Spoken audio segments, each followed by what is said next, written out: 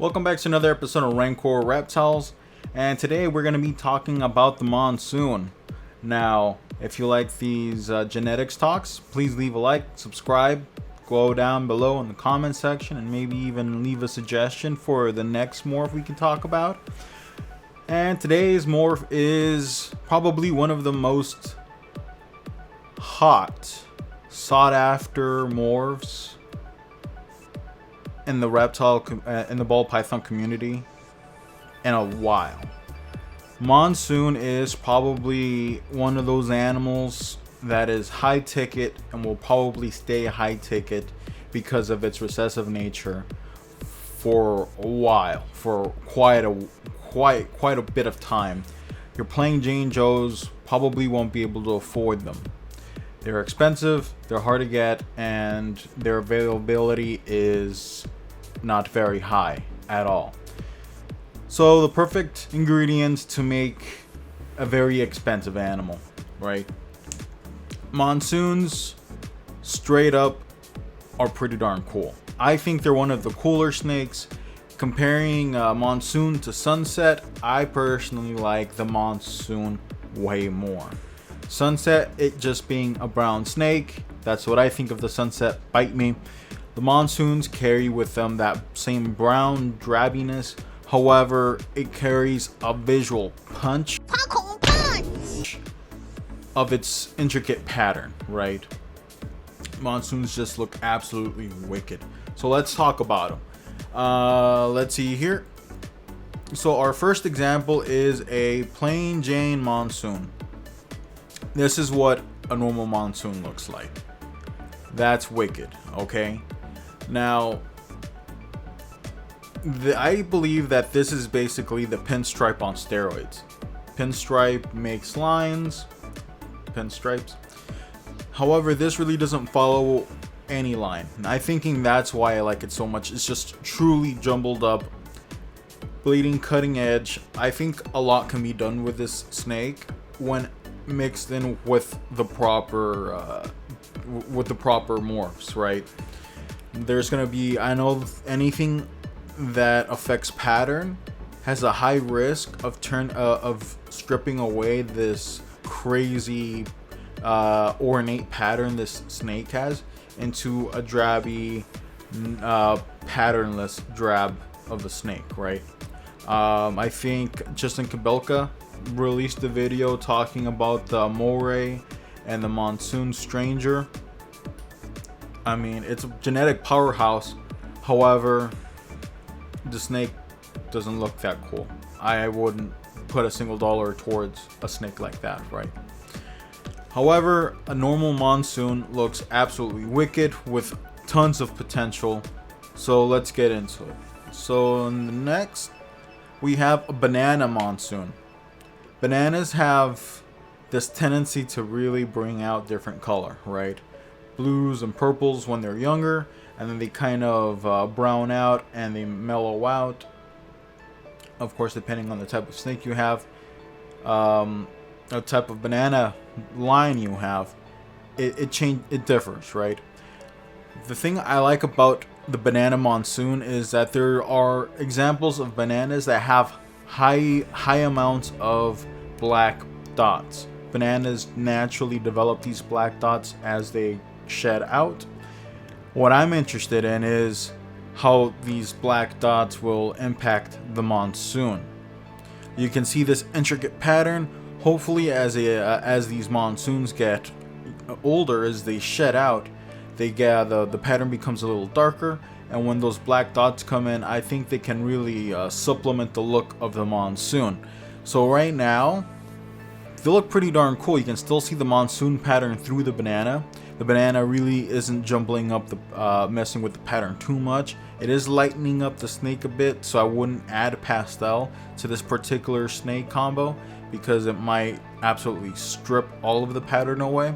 However, this snake looks pretty cool, right? Maybe add leopard, spot nose maybe, but I would avoid things like Pastel and fire simply because I'm almost certain the amount of pattern is going to be reduced. Alright, next up is another picture of a banana Monsoon. Like I said, there's a lot of nice color, and it's supplemented by a lot of nice pattern. This animal looks ornate as all hell, colorful. The pattern's really cool. I think this is a good starting point with the Monsoon. Alright, next up is a Mojave Monsoon. I think Mojave was one of the first genes to be introduced into the Monsoon, and I honestly gotta agree that it looks pretty darn cool. Justin Kabelka has an older individual. I think it's this particular snake, but has grown out much more, and the color has basically been maintained. The pattern has been maintained as well. Absolutely beautiful snake. I think the Monsoon really does help here. It almost looks like the Mojave's trying to give some semblance of organization to the Monsoon's chaotic pattern, and it kind of looks like it's jumbling up a little bit. So I think Mojave Monsoons are pretty cool. However, because it is a Mojave, you have to be very careful of the bell complex genes, right? So you don't want to add anything else into this that might produce a white snake. And I gotta love the color. It has almost like a granity texture to its sides. That is pretty darn cool. Next up is a Pastel Mojave.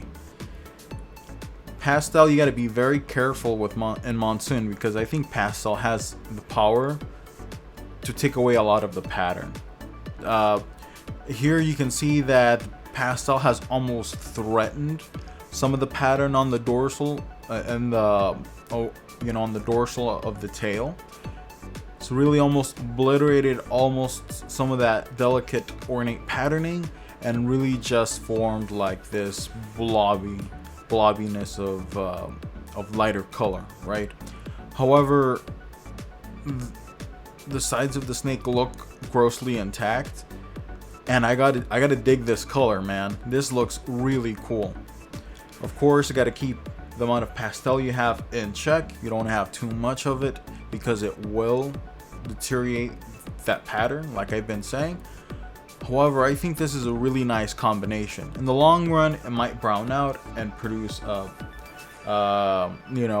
it might brown out and produce a brown drabby snake. However, I'm looking at this animal and I'm thinking it looks pretty darn cool. Alright, next up is everybody's most favorite controversial morph, and that is the Spider Monsoon. You can think of what you want with Spider. However, it has been a gene that has been mixed with Monsoon, and I gotta say, this animal looks pretty cool. Honestly, looks pretty cool. The thing with Spider is that it tends to really reduce the pattern. I really like Spider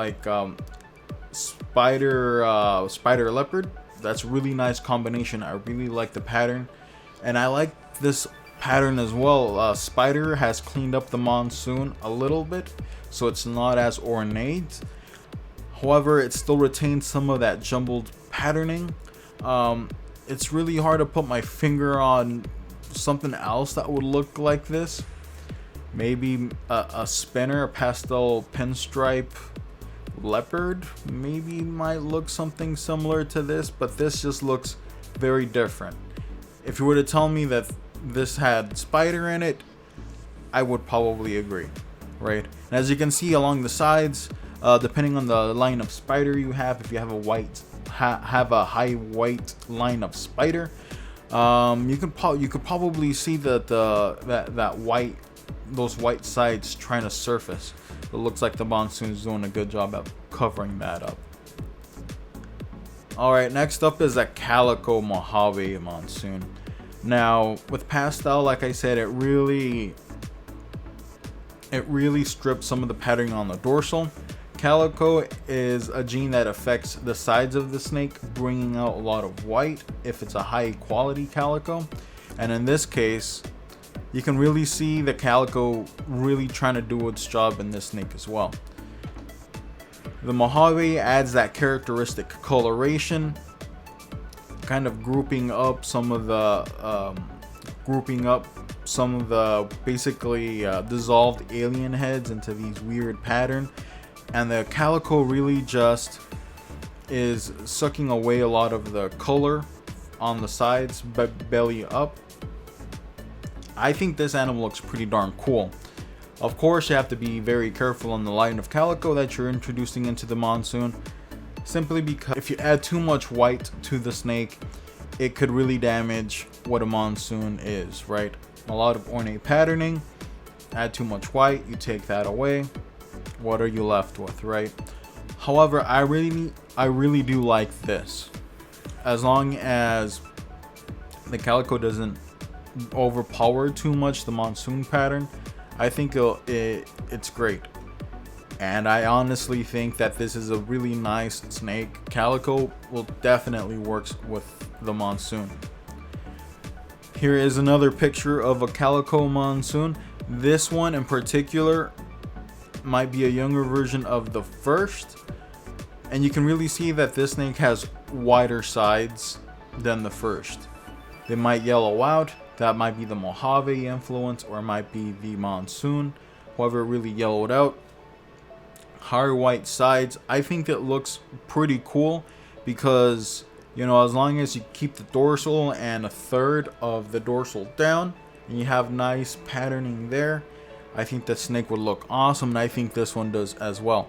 I also really like the patterning on the neck to patterning on the neck of the snake. Yes, snakes have necks. You know, it just starts to really dissolve and starts to shatter into that signature Monsoon patterning. So I think this is also a very nice looking snake.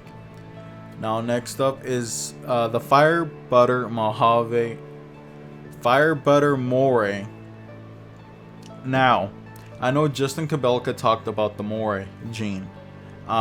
Mori is basically a Monsoon lookalike, or Monsoon is basically a Mori lookalike. They're compatible, two different lines of basically maybe the same gene produced in different areas. I think the Monsoon was found here in the States, and the Mori was found out over in Europe, I think. So Justin Kabelka went through the work of figuring out whether if Monsoon and Mori were compatible, and they are. So maybe Mori and Monsoon are the same, or maybe they're just compatible, right? Like Fire, like Butter Mojave, they look different, however they interact in much the same way in the blue-eyed Lucy complex, right? Monsoon and Mori might have that same effect. As you can see here, let's say that this was a Monsoon butter behaving kind of in the same way as a Mojave, adding a little lighter patterning, and Fire lightening up the snake even more. I believe that the Mori, from all of the pictures I've seen, and the Monsoon are distinctly different. I think that though the necks look kind of similar, I think that the overall pattern produced is a little bit different. This one looks like there's more pixelation, more craziness involved, and in the Monsoon it looks like it doesn't have all that much. There is some pixelation in the Monsoon and it is more ornate. However, this one looks more like it's been digitized. So I'm gonna have a comparison, you know, on the video, and I honestly do think they're different lines. Probably they will, in due time, they will show off unique characteristics after enough genes have been interacting with this recessive, because as it is right now, Monsoons are a new frontier. Not a lot of people have put many genes into them. So when enough genes have been put into the Monsoon and the Mori, we'll really see if each line has its own unique characteristics and different takes on the different combos that they added, or if they react just about the same. Butter, me assuming that Butter would react in the same way as Mojave and this type of complex, I gotta say that the Mori does look different from the Monsoon. Ever so slightly, however, there is a difference there. Alright, well, that looks like that's it. If you like these genetics talks, please leave a like, subscribe, comment down below on maybe next video's genetic talk. As always, thanks for coming by and listening to me, and as always, I'll see you guys in the next one. Thanks, guys.